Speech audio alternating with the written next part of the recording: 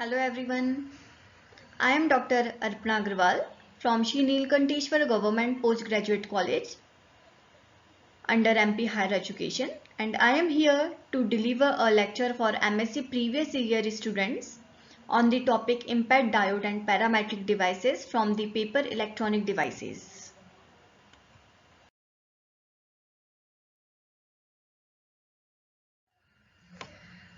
For this lecture, I believe that students have the basic knowledge of intrinsic and extrinsic semiconductors, P and N-type semiconductors, the basics of PN junction diode and how this junction diode works under reverse and forward bias condition.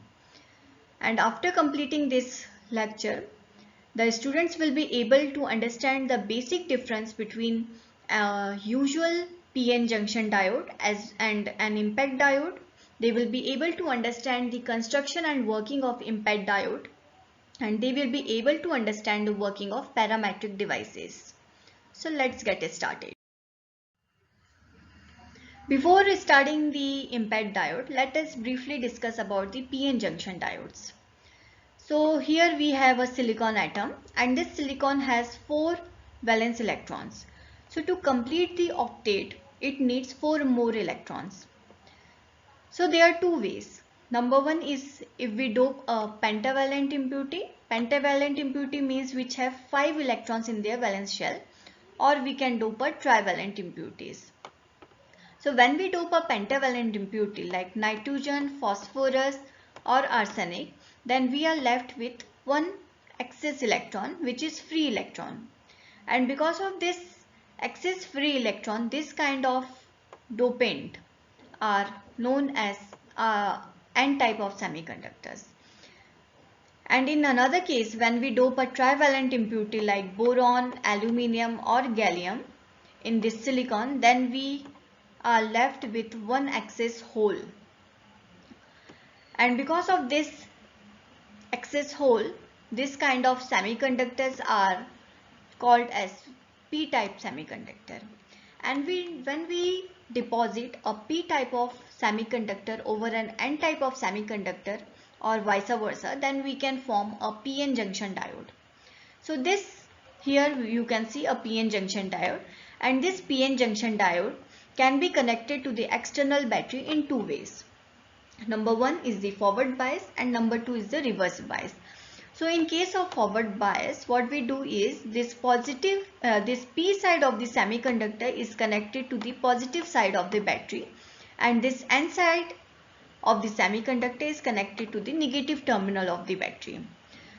So the excess holes from this P region gets repelled by this N positive side of the battery.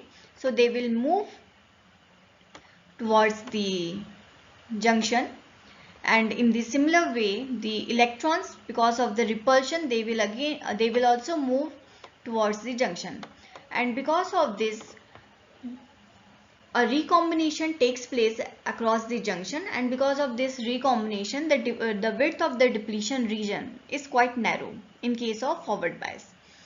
In contrast to this forward bias, we have a reverse bias condition where this P side is connected to the negative terminal of the battery and this N side is connected to the positive terminal of the battery. Because of this opposite connections, what happen is the holes which are the majority charge carriers in this P region gets attracted towards the negative terminal, and the electrons which are the majority charge carriers in this N region gets attracted towards the positive terminal of the battery. And because of this, the width of the depletion region across the junction is wider. And this PN junction diode works under forward bias condition. Here you can see that up to a certain voltage there is no current, or we can say almost negligible current, and this point is known as threshold voltage, and after this threshold voltage there is an increase in the current, and this PN junction diode works under this biasing condition, forward biasing condition. When the PN junction diode is connected under reverse bias condition, then As the voltage goes on increasing, there is a slight change in the current, only a slight change because of a larger width in the depletion region. But after certain voltage, which we called as the breakdown voltage, there is a gradual increase in the current. And because of this gradual increase in the current, a large amount of heat is produced, because of which the PN junction diode breaks down. So this PN junction diode works under forward bias condition and under reverse bias condition. When the voltage is beyond the breakdown voltage, the PN junction diode no longer works and it breaks down. Now let's come to the IMPET diode. So IMPET is an abbreviation of impact ionization avalanche transit time, and it works in this region. It works this IMPET diode is in principle a PN junction diode, and it operates in breakdown voltage region under reverse bias conditions, and it depends on negative resistance voltage. The basic idea of this IMPET diode was originally proposed by scientist W.T. Reid, and this IMPET diode is a radio frequency device which is used to generate high frequencies or microwave frequencies. So its working frequency is from 3 to 100 gigahertz, which lies here. And the materials that are used to fabricate this IMPET diode are silicon, germanium, gallium arsenide. But typically, because of high breakdown fields, silicon carbide are mostly used to fabricate this IMPET diode. And when we talk about the symbol of this IMPET diode, then as I mentioned, then it is in principle a PN junction diode. So the symbol for a PN junction diode and an IMPET diode is same. The only thing is we have to mention IMPET diode for indicating IMPET diodes. Now this IMPET diode has three different terms, that is the impact ionization, avalanche and transit time. So we need to understand what is impact ionization, which leads to avalanche. Actually, basically what happens that as I mentioned, that this impact diode works under reverse bias condition. So when a high reverse bias is applied, then the free electrons which have the sufficient kinetic energy, they strikes with the atoms, and when they strike these atoms, they break this covalent bonds. And when this covalent bonds breaks down, there is a liberation of electrons. And this liberated electron, because this liberated electron is again in the presence of electric field, so they also have energy, sufficient energy. So they again liberate other electron by breaking some other covalent bonds. So this process of liberation of electron and breaking of the covalent bonds to liberate other electrons goes on continue, and very quickly this results in a chain reaction. Here you can see a chain reaction occurs where one single electron gives rise to so many electrons. So this causes a large number of electrons and hence produce a large current flow. And because of this large current, there is a high electric field, and this phenomenon is known as impact avalanche. Now let us discuss about the impact diode structure. Basically, since the symbol of this PN junction diode and the impact diode are similar, in a same way we can fabricate this impact diode in vertical structures, where you can see this structure. Here we have a P plus region, here we have a P plus region, then N region, I region and N plus region. So this top region P plus and the bottom region N plus, these are heavily doped regions, where P plus shows a highly doped P type of semiconductor and this N plus region shows a highly doped N type of semiconductor. And this P region, P plus and N plus region have a doping carrier concentration of the order of 10 to the power 20 centimeter inverse cube. Below this P region, we have this N region, which is and for typical N type of semiconductor, the doping concentration is 10 to the power 16 centimeter inverse cube. And in between this N and N plus region, we have an intrinsic region where the carrier concentrations are almost negligible or very low, of the order of 10 to the power 13. So this bottom profile shows the doping profile for the structures of this impact diode. But apart from these vertical structures, we can also have some horizontal structures where we have this N, both sides we have this P, and this is insulator, intrinsic region. Now, to make some electrical circuits, we have make a contact here. So this one acts as a this one is a metal contact here, and this one is a metal contact here. So one is acting as an anode and another one is acting as a cathode. So in this impact diode, we have two regions. Number one is the avalanche region, as I mentioned earlier, that in this region there is an excess electrons, there is a charge multiplication, and because of this charge multiplication, the electric field is quite high across this region.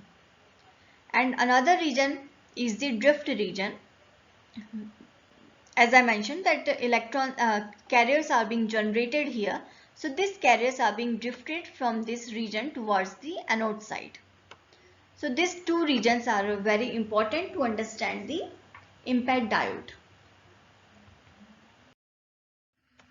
Now, types of impact diode. Actually, this impact diode has so many different types.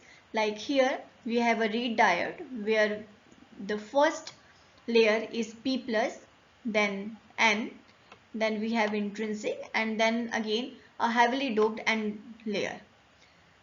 And this shows the doping profile for the reed diode. Apart from this, we have an abrupt PN junction where we have P plus N and N plus, and this is the doping profile for abrupt PN junction, and this is a pin diode. And as I mentioned that here we have an avalanche field, we have a very high electric field. This is the avalanche region here. So here you can see this up to this region we have an avalanche region, here one. In this one, this region is the region where a very high electric field is being created. So this bottom graphs shows the electric field profile for all this kind of impact diodes. So let us now understand the operation of an impact diode. This impact diode, as I said earlier, that this impact diode is an abbreviation of impact ionization avalanche transit time diode. Until now we have discussed only about the impact ionization and avalanche condition. Here we need to first understand what is this transit time. In this avalanche, impact diode, this impact ionization is a process where the free electron, because of having a sufficiently large energy, it strikes the atom and breaks the covalent bond to liberate other free electrons. And once this free electron is liberated, this free electron will again strike with the atom, break the covalent bond, and further liberate another free electron. So this process of liberation of the free electron via the impact of the free electron with the atom to break their covalent bond goes on continuing, and because of this continued process there is a carrier multiplication in this impact diode under the reverse bias condition. And because of this carrier multiplication, the region here we will find an avalanche region where the electric field is quite large. Like here in this figure you can see the electric field is very high in this particular region, which is known as avalanche region. So this impact ionization process leads to avalanche condition. Now the second thing is the carriers that are being generated in the avalanche region, and primarily the holes that are attracted towards the cathode. And as they are attracted towards this cathode, they need to transit, or they need to move through this drift region. And when they drift through this drift region, they experience a time delay to reach to the cathode. And because of this time delay, this process is known as transit time delay. So all these three factors are very important. Number one is the impact ionization, number two is the avalanche condition, and number three is the transit time, that is the time experienced by the holes to reach to the cathode, where they experience a time delay. Now if we want to use this impact diode as an oscillator, we need to apply an AC signal. Here is an AC signal is applied, and this, or we can say that this AC signal is superposed over this DC signal, which is very clear from this top figure. Here this is the AC signal, and this dotted line shows the DC signal. So when we reverse bias this impact diode, where this positive terminal of the battery is connected to the heavily doped N region and this negative side is connected to the heavily doped P region. So we applied an reverse bias to this impact diode, and because of this reverse bias, the electrons are getting attracted towards the positive side and the holes are attracted towards the negative side, because of which the depletion region, the width of this depletion region goes on increasing, and we achieve some avalanche condition within this region. So when this AC signal is at its maximum, that is the positive half cycle, the avalanche condition, the carrier multiplication has just started, and we see this is not a sharp line, not a delta function. So at t equals to pi by at omega t equals to pi by 2, this is the x-axis, which is representing omega t, and this is the y-axis, which is the voltage, breakdown voltage. So whenever the voltage is greater than the breakdown voltage, our impact diode undergoes in breakdown region and experiences a breakdown. So at this point, the carrier concentration goes on increasing, and at the point where this two superpose, actually this impact diode works under the reverse bias condition. So the point where the AC signal and the DC signal superpose, we find an avalanche condition, and the carrier concentration is at their maximum. So there is a maximum multiplication of the carrier concentration, which you can see from this figure. So again at this point there is an avalanche condition here. At this point where this negative half cycle just started, we again find a negative, we again find a peak in the carrier concentration. So this peak in this carrier concentration, the lower graph here, this is the x-axis, this lower graph shows that whenever our AC signal is under negative half cycle and superposed with our DC signals, we get avalanche condition, and the carrier concentrations at this particular point is at their maximum. And whenever this carrier concentration is maximum, we find a large flow of current, like here. So again at this point we find a large flow of current. At this point there is again a large flow of current. And if we closely view this waveforms of current and voltage, we find that the voltage, when we increase this voltage, there is a decrease in the current, and this condition leads to negative resistance effect. And as I already mentioned, that impact diodes works under negative resistance effect, which enables it to act as an oscillator. So this is how the impact diode operates under reverse bias condition along with the application of AC signal. I hope that you all have understood the working of this IMPET diode. Now here we discuss how we can obtain the transit time, avalanche multiplication factor, the avalanche resonant frequency and the power conversion efficiency for an IMPET diode. जब हम avalanche condition की बात करते हैं तो हमारे पास बहुत ज़्यादा एक्सेस अमाउंट में चार्ज कैरियर्स प्रोड्यूस होते हैं.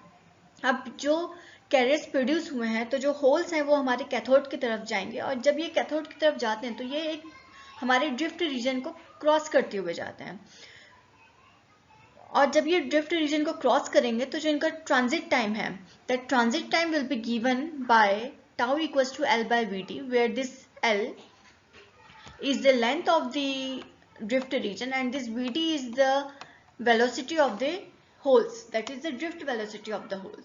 And the resonant frequency, avalanche resonant frequency will be given by this equation where F is equals to Vd by 2L. F is the frequency, resonant frequency, Vd is the drift velocity, whole drift velocity and 2L is the twice of the length of the drift region. And the avalanche multiplication factor will be given by this equation and here V is the applied voltage, Vb is the avalanche breakdown voltage and N is the numerical factor that depends upon the type of the junction where we are using P plus N junction or N plus P junction. As I already mentioned that this IMPET diode has a number of structures. So depending upon these structures we can take the value of N.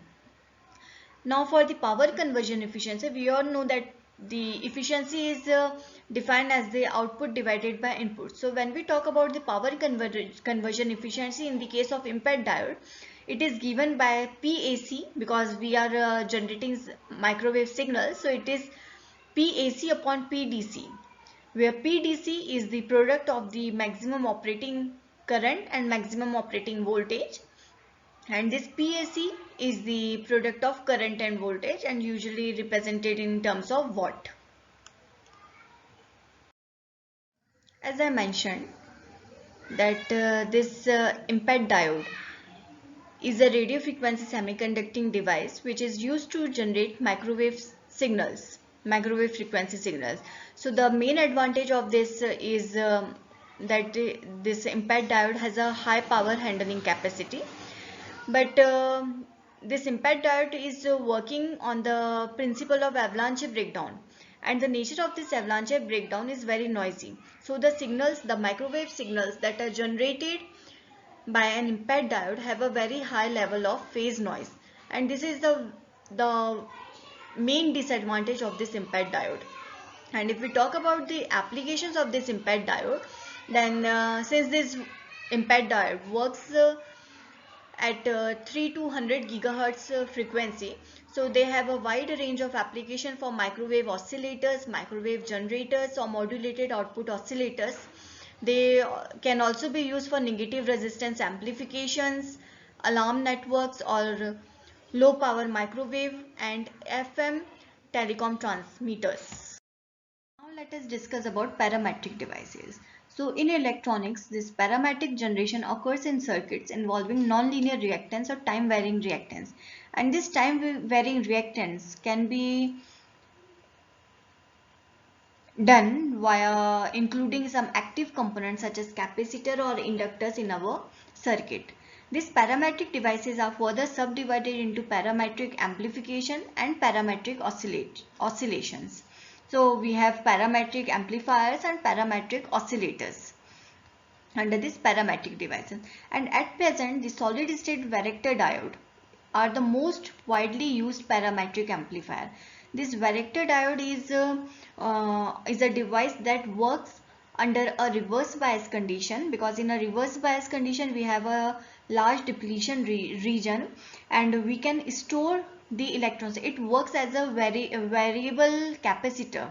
So in this varactor diode we can store the charge carriers. So and by varying the voltage we can vary this capacitance.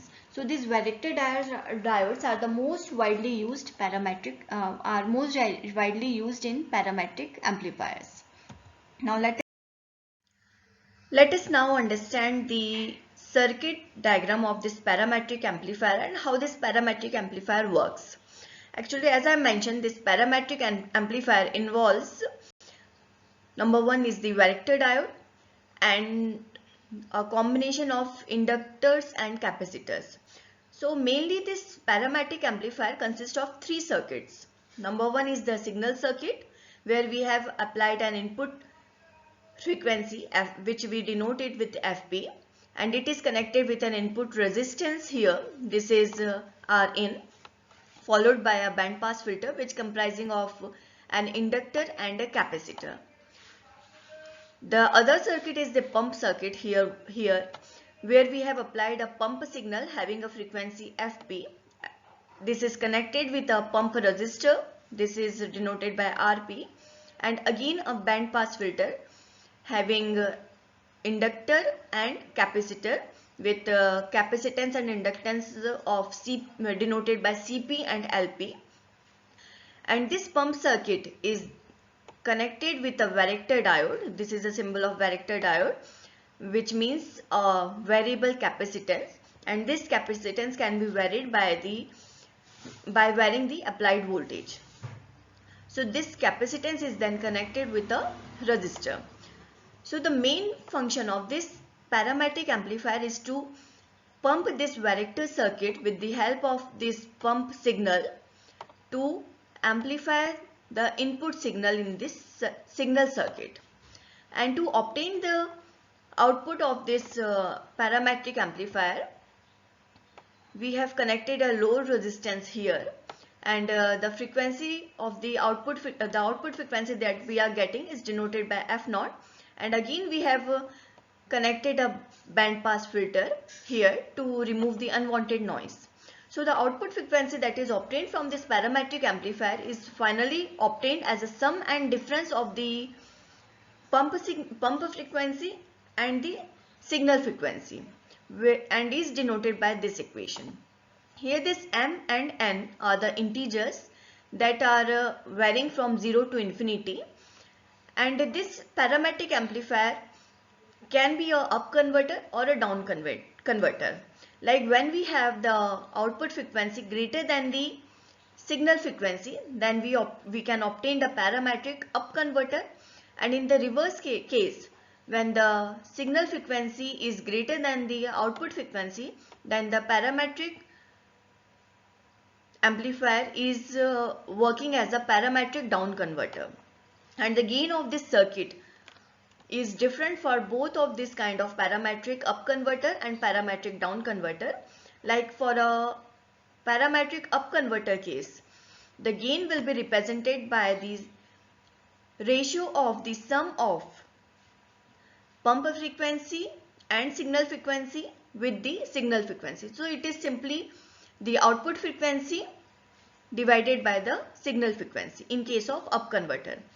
In the another case, the gain is given by the ratio of the output frequency and the sum of the source frequency and pump frequency. So this is how a parametric amplifier works, and it mainly amplifies the input signal by pumping the varactor diode using the pump circuit.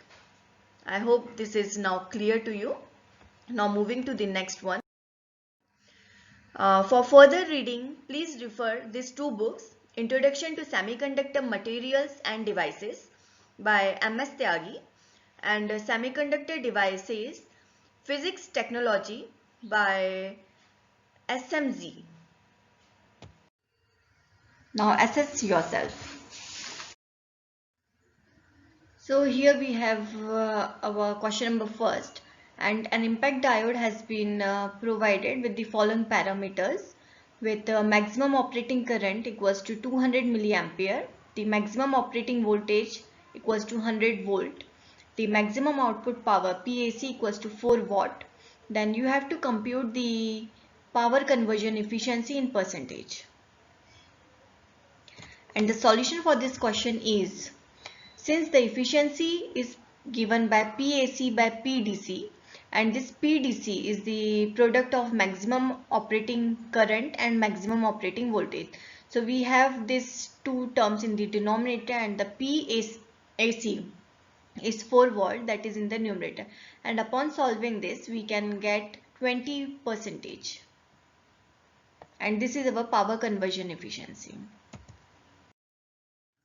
Now moving to the second question, that is an IMPET diode is provided with the parameters as it has a carrier drift velocity of 5 times 10 to the power 7 centimeter per second, and the length of the drift region is 5 micron.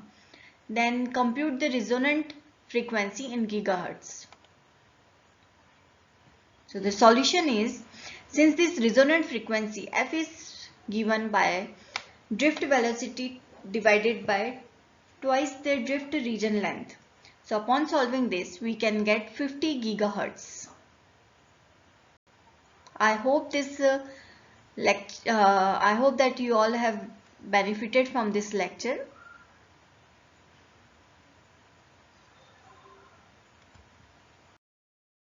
Thank you.